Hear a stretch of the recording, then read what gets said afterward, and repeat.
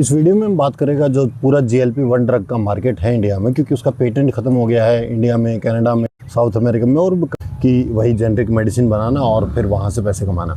तो अभी ये पूरा का पूरा इसमें जब GLP-1 ड्रग का पूरा सर्ज आया तो Q3 और Q4 के कॉन कॉल में मैक्सिमम जितना भी हमने ये कंपनीज़ का नाम सुना या उनकी कॉन कॉल को सुना, तो maximum they are talking about कि हमारा रेवेन्यू इतना % इससे आ जाएगा, इतना % इससे आ जाएगा। तो सब उसके बारे में बात करेंगे। तो सबसे पहले बात करते हैं हम ये डिस्ट्रीब्यूशन जो है। तो ग्लेनमार्क और एल्केम, इन दोनों कंपनीज़ में क्या किया कि इन दोनों ने अपना जो GLP-1 ड्रग का जेनरिक वर्जन है वो लॉन्च किया है। अभी लगभग पर वीक का जो इंजेक्शन होता है वो 325 रुपये के आसपास से। So they are targeting tier 3 and tier 2 cities. और वहीं पे डॉक्टर रेड्डी और ये जो अपना सन फार्मा है, इसने इंट्रोड्यूस किया है पूरा का पूरा शायद 1000 रुपये या 1200 रुपये पर वीक के हिसाब से। So they are targeting the premium customers from tier 1 cities, और वो बैट कर रहे हैं जो उनका हॉस्पिटल के साथ लिंक्स है या क्लिनिक के साथ लिंक है वहाँ। So it is happening in that around area. तो जो मार्जिन्स का प्रेशर है ना वो आएगा, एंड आई थिंक कि जो उनका रियल मार्जिन्स है ना वो आपको देखने को मिलेगा उन कंपनीज़ में जो मैन्युफैक्चर कर रही हैं या फिर जो कंपनीज एक्सपोर्ट कर रही हैं। क्योंकि अभी जो इंडिया में डिस्ट्रीब्यूशन है ना वो अभी प्राइस गेम चल गया है कि कौन कितना सस्ता बेच सकता है, क्योंकि इंडिया में एक जो प्राइस इनइलास्टिसिटी है वो बहुत ज़्यादा। तो अभी हम बात करते हैं कि एक कंपनी के बारे में जो एक्सपोर्ट करती है, जिसका मार्जिन्स बहुत बढ़िया और रहेगा, और उसने ऐसा कुछ किया है कि पहला जो जेनरिक वर्जन है उसका अपनी का इसका GLP-1 ड्रग का वो लॉन्च कर दिया यूके में। तो मैं बात कर रहा हूँ बायोकॉन की। तो व्हाट बायोकॉन हैज़ डिड कि उसका जो FDA का US FDA का अप्रूवल है वो उसका आने वाला है US से, and they are also doing their first generic version of GLP-1 drug in EU. तो भी मोटा मोटा क्या हुआ, इनका पूरा का पूरा वर्टिकल इंटीग्रेशन है, पूरा का पूरा काम वो अपनी खुद की फैसिलिटी में कर रहे हैं और वहाँ से वो एक्सपोर्ट कर रहे हैं UK US। तो वहाँ पर वो एक प्रीमियम कस्टमर को एक्वायर कर सकते हैं, वहाँ से अपना बिजनेस को ले सकते हैं, और उनके पास वो भी गेम नहीं है कि हमको सस्ता बेचना है या कुछ बेचना है। क्योंकि US FDA का अप्रूवल लेना या फिर जहाँ पर बहुत ज़्यादा रेगुलेशंस होती हैं वहाँ पर अपना जेनरिक वर्जन इंट्रोड्यूस कराना, ये मतलब एक मोटा मोटा पूरा एक बहुत मुश्किल काम है। And that's what they did. तो अगर आपको ये डिस्ट्रीब्यूशन में अगर किसी कंपनी को खेलना है GLP-1 ड्रग में, तो you should study companies like Biocon जो एक्सपोर्ट में बहुत ज़्यादा कर रही हैं। तो अभी हम बात करते हैं, ये हो गया डिस्ट्रीब्यूशन का काम। अभी हम बात करते हैं जो कंपनीज मैन्युफैक्चर कर रही हैं पूरा का पूरा जेनरिक वर्जन को। ये जो 31 सेमाग्लूटाइड पेप्टाइड हो गया या अमीनो एसिड हो गया, इनको सिंथेसाइज करके GLP-1 ड्रग बना रहे हैं। तो उसमें सबसे पहले नाम आता है कंपनी का वन सोर्स फैसिलिटी। एक तो इनको जो 31 अमीनो एसिड को सिंथेसाइज करके पेप्टाइड को कार्टिलेज में भरना बहुत मुश्किल है। ऊपर से उनको जो उस कार्टिलेज और पेंस में डाल रहे हैं वहाँ पे एक कहें कि पेंस में रखना बहुत मुश्किल है। तो मतलब वहाँ पर उनको स्टेबल करवाना बहुत मुश्किल है। तो वहाँ पर आप वन सोर्स फैसिलिटी फार्मा की तरफ देखिए कि उनका तो कॉन्टैक्ट ये CDMO है, उनका तो क्या है कि मैन्युफैक्चरिंग का काम है।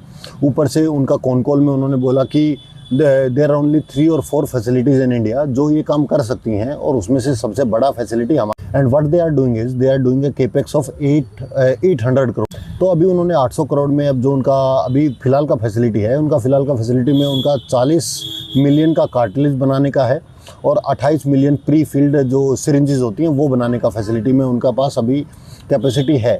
तो उसको इंक्रीज़ करके वो कर रहे हैं कि जो 220 मिलियन तक का उनका कार्टिलेज का हो जाए, एंड ऑल्सो लाइक 4 और 5 टाइम्स जो उनका सिरिंजेस का है मैन्युफैक्चरिंग है वो भी। So what they are aiming is they are aiming to acquire this generic manufacturing of like worldwide. जो उनका 15 से 20% पूरा वर्ल्ड वाइड जो जेनरिक वर्जन बन रहा है GLP-1 ड्रग का, उनको सोच रहे हैं कि 15-20% सिर्फ हम करें, and that's a goal to acquire. मतलब they are doing a very great thing in. अभी इनका मार्जिन्स का बात कर लेते हैं। तो अभी इनका Q3 और Q4 में इनका मार्जिन्स लाइक 35%, और उन्होंने बोला कि it will increase over the time, क्योंकि जो प्राइस वॉर है ये मैन्युफैक्चरिंग में नहीं है, ये जो लेबल बेच रहे हैं वही। और उन्होंने बोला कि मैक्सिमम जो डोमेस्टिक है उनके लिए हम कर रहे हैं, क्योंकि वो नाम नहीं ले सकते, but they are telling who's who करके कि जिन कंपनीज़ को आप सोचते हैं कि ये बहुत बड़ा है उनसे हमारा ऑर्डर है। They are also manufacturing for the export, क्योंकि उनका एक फैसिलिटी अबू दुबई में भी है। सो वहाँ से they are making for the export, कि जहाँ से वो मतलब US हो गया, UK हो गया, कनाडा हो गया, उन देशों में सप्लाई कर सकते। सो this is what you can look for. ये जो फिल सिरिंजेस होता है पूरा लिक्विड जो क्योंकि इसमें ऐसा नहीं है कि कल को कोई भी कंपनी जाके अमीनो एसिड को सिंथेसाइज करके पेप्टाइड और सेमाग्लूटाइड इन सबको बना के एक्सपोर्ट करने लग जाए। It will take a very very long time. हो गया यूके हो गया कनाडा हो गया, उन देशों में सप्लाई कर सकते हैं। सो this is what you can look for. ये जो फिल सिरिंजेस होता है पूरा लिक्विड जो है, क्योंकि इसमें ऐसा नहीं है कि कल को कोई भी कंपनी जाके अमीनो एसिड को सिंथेसाइज करके पेप्टाइड और सेमाग्लूटाइड इन सबको बना के एक्सपोर्ट करने लग जाए। It will take a very very long time. और इनका पूरा का पूरा जो ऑर्डर बुक है वो बहुत बढ़िया है। और जो इनका कॉन्ट्रैक्ट होता है ना किसी भी कंपनी से, अगर लगाओ कि सन फार्मा को इनसे अपना जो लिक्विड है जो सिरिंज के अंदर वाला वो बनवाना, जो इनका कॉन्ट्रैक्ट होता है वो 5 साल 7 साल के लिए, इतने लंबे टाइम के लिए होता है। They have a revenue. सो मतलब उन्होंने अपना कैपेसिटी को बढ़ाने का पूरा केपेक्स कर लिया है। और किसी भी कंपनी का हम क्या देखते हैं कि द कंपनी इज़ डूइंग, और कंपनी रेवेन्यू को प्रॉमिस कर रहा है कि हम 30-40% से रेवेन्यू करेंगे, उसके लिए उनका कैपेसिटी भी इंक्रीज़ कर रहे हैं। कि ऐसा नहीं है कि भाई एक ही फैसिलिटी से तुम 40% एवरी ईयर कैसे इंक्रीज़ करोगे, you have to add something. अभी रेवेन्यू इंक्रीज़ के साथ साथ उनका जो बॉटम लाइन है हम देखते हैं कि हाँ भाई प्रॉफिट भी तो बढ़ना चाहिए ना। ऐसा नहीं है कि चीज़ों को सस्ता कर करके उनको ज़्यादा बेच रहे हो और आपका अंडरलाइन में कोई ग्रोथ ही नहीं है। सो वो भी नहीं है। उन्होंने बोला कि जो हमारा आने वाला टाइम है इसमें हमारा टॉप लाइन और बॉटम लाइन दोनों में ग्रोथ देखने को मिलेगा, मतलब रेवेन्यू और प्रॉफिट दोनों में ग्रोथ देखने को मिलेगा। दूसरा हो गया सेल इंजीनियरिंग। सेल इंजीनियरिंग का बात हमने पहले भी की। अभी सेल इंजीनियरिंग क्या करता है कि प्लास्टिक मैन्युफैक्चर है, मतलब एक प्लास्टिक का जितना भी चीज़ें होता है वो बनाता है। अभी चेंज क्या हुआ है, the cell engineering has shifted toward the product mix. और अब उन्होंने पूरा का पूरा जो अब बात करें कि हेल्थ केयर डिवाइसेस बनाना शुरू कर दिया है। और स्पेशली जो ये पेन्स और सिरिंजेस होता है, तो अभी हमने जितना भी बात किया कि लिक्विड जो बना रही है वो कंपनी बना रही है ये वन सोर्स स्पेशलिटी, और उसको जो पेन्स और सिरिंज होते हैं उसमें जो डाल के दे रही है वहाँ पे स्टेबल करवा रही है, वो बना रही है। लेकिन जो पेन्स हो गया और सिरिंजेस हो गए वो बना रही है ये सेल इंजीनियरिंग। और इसमें ऐसे होता है कि अगर कोई कंपनी, ठीक है, उसको वो अपना ये ड्रग डोजियर रेगुलेटर्स के थ्रू फाइल कर रही है ग्लोबल लेवल पे या इंडियन लेवल पे, तो उसको बताना पड़ता है कि जो हम पेन है ये कहाँ से ले रहे हैं। और जब उस डोजियर में लिखा जाता है सेल इंजीनियरिंग, तो उसको चेंज करवाना बहुत मुश्किल होता है, क्योंकि आपको फिर दोबारा से डोजियर फाइल करना होता है एंड बहुत ज़्यादा प्रॉब्लम होता है। तो ऐसा नहीं है कि अगर उनको कहीं और सस्ता मिल रहा होगा ये तो वो शिफ्ट कर सकते हैं।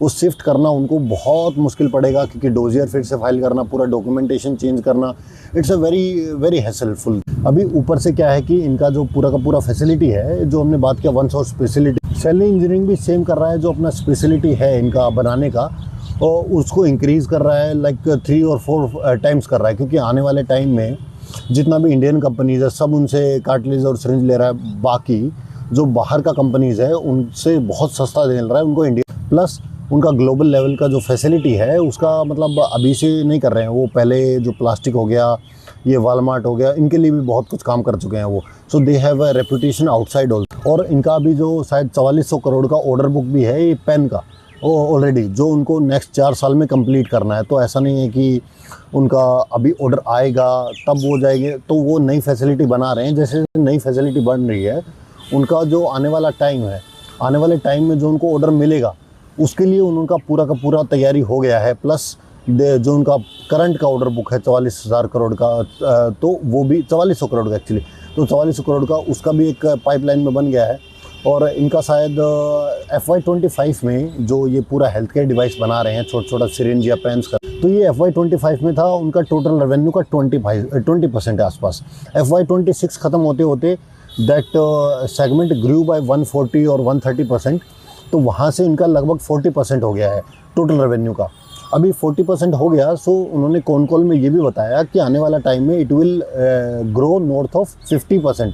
तो मतलब ये टोटल रेवेन्यू का हमारा 50% से अबव चला जाए। And this is what I am saying, अगर कहीं पे गोल्ड रश है तो don't go and dig the gold, sell the shovels. मतलब तो वही है, जैसे से ऑपरेशन उनका इंक्रीज़ होगा they will hit. To be honest, I have some companies जो मैंने बोला in my portfolio. So this is not a recommendation video for sure, but मेरा बस ये कहना है कि if you are invest in these companies where you can see कि उनको आपको ग्रोथ भी दिख रहा है, और ग्रोथ के साथ साथ आपको ये भी दिख रहा है कि कंपनी अपने आप की अपनी कैपेसिटी को बढ़ाने के लिए काम भी कर रही है।